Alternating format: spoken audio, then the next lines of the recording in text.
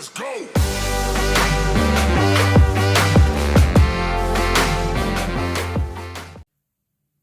Welcome back to Show Me RC, and I'm Tom Slick. If you're here for the first time, thanks for joining us. Well, we're back again, and we got the REDCAT Everest-10 in its final configuration.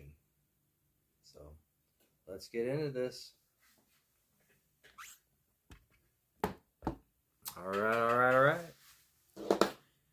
First and obvious change is the Benedict Harry rock buggy body, and what you're getting here is 2 for the price of 1. So what you're going to get is a lower center of gravity with the body now, because you've eliminated the plates that kept your truck body up higher and tippy. So you've eliminated that, and now you also got you some what are we going to call them here? Cross bracing in the body. You get one here, and one here. Then your battery tray.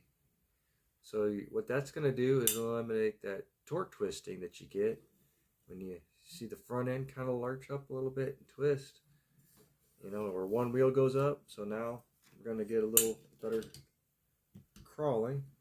Let me turn this here. I love this. I love this stand. Eco Power. Check them out. I got mine at Checkered Flag.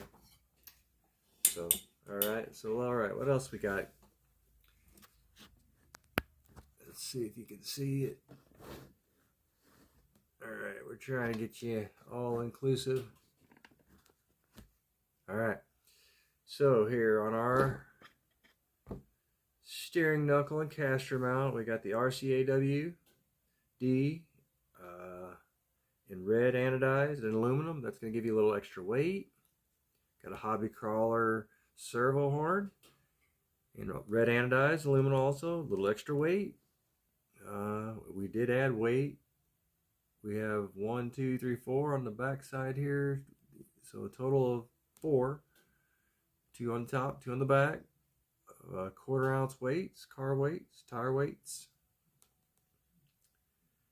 And that's going to help keep the front end just grabbing and crawling and down on the climbs. And then up under the body mount right here, we mounted our ESC with some Gorilla tape. And that's been a real simple process. Stick and forget it.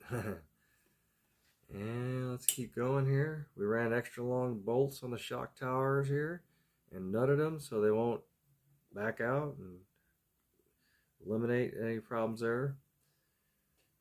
Let's keep looking here.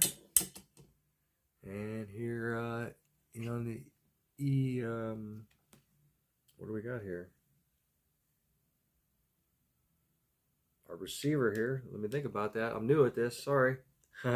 Drew a blank. We have our receiver in here held with the Gorilla tape also, and the pressure from the battery on the back of it, so it's keeping it in place. And that was a real nice location for that. Let's keep looking. What else do we have? You know, we got more of the same steering knuckle and caster mounts and the RCAW red anodized aluminum. Extra weight, servo horn, hobby crawler, and then you'll notice we have another servo. So we have 4-wheel steering now. That's great. Makes a big difference. I've noticed so far. It's been huge gains. But you also have a cable, reverser cable hooked to that, so that'll change your steering up. We haven't brought it into use yet, but I do have another controller where I'll be able to crab walk, possibly control just the front, the rear, or both. But that's down the road. We'll get to that point. We'll get to that point. What else do we got here? Let's get into what we did under the rear, or underneath the side here, not the rear. You'll notice we have some different drive shafts. We have the REDCAT Racing brand ones. That's one of the first things I'd upgrade. The plastic ones seem to just either flex out and just came from together all the time, or they came off the shafts here up top. Oh, and did I mention inside the pumpkins we have the front and rear? We have the REDCAT Racing gear that's available, upgrade, aluminum. It's got some red anodizing. Can't see it, but it's in there. And definitely lubricate that. It's a good wear part. Let's keep looking here. Now, you will run into problems when you're putting your motor in to the skid plate.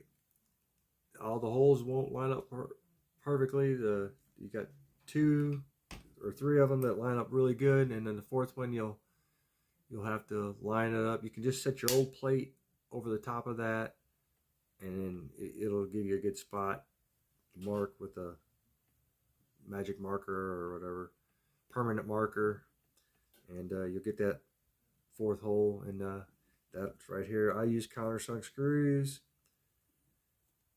and like I say, like, it's not perfect. One of them's kind of not all the way down, but it's not falling apart, and it's going to kind of cause the motor look a little cocked in there, but it's running fine.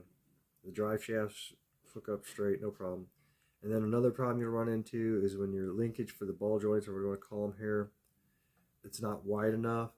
So I used a Dremel on these outer ones, the 4 here. I dremeled those, and that was because they needed quite a bit taken off for what I did. Actually, I had to do it twice. Like I say, I like to say I do it nice because I do it twice. Originally, I didn't use the little ball mounts, or whatever you call the little silver piece in the middle of the linkage, because I didn't have the room for it. Well, that just gave it too much play, so I had to take it out and redo that. But like I say, use a Dremel, widen that one, and then on these upper ones here in the center, I used a razor blade because it was just a minute piece of material had to be taken off. So that gives you a lot of more rigidity. It didn't, no more play. So that was the final adjustments I think we had to make. And I can't wait to get out and try her out. And just like to thank you for stopping in and checking us out. And we'll see you next time.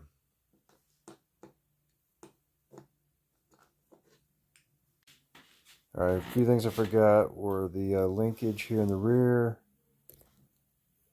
was straight originally. We replaced it with one that's like the front, bent. That gives you a clearance for your tire to turn.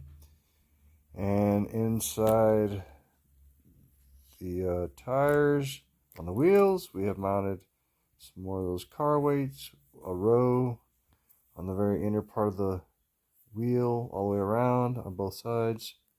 That's going to give us more weight to keep the car, just gripping better on the inclines. And what else did we do? We cut every other lug on the tires. So that completes all our upgrades that I can think of. And thanks for joining us. See you next time.